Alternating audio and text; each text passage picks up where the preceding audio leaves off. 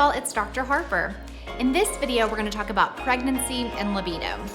Unfortunately, pregnancy seems a lot more glamorous than it actually is, and the same is true for our sexual function.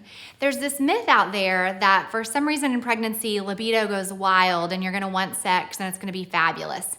And for some women, maybe that is true, but for most women, I would say it's not.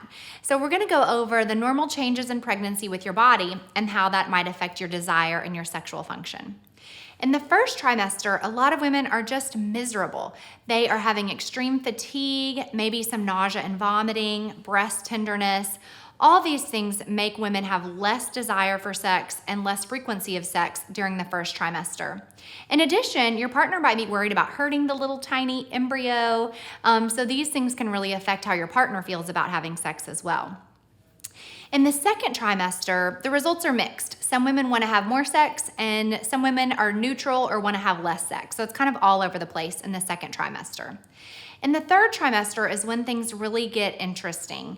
So the weight of the baby in the pelvis can really cause a lot of discomfort and pain, especially with sex.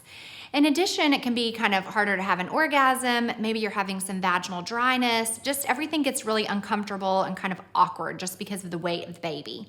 So there are some things to try to help manage this, and those could be to try different positions. You may want to bring in a sex toy like a vibrator and try a support pillow that's made to help you have sex easier and with less pain.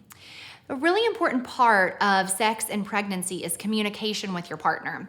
Something that feels good on Monday might feel terrible on Friday, and there's no way to know that until you try, and there's no way for your partner to know that until you tell him or her.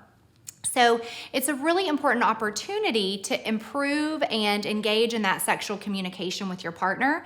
And this can unlock your relationship to a new level of intimacy and trust that you may not have even known were there.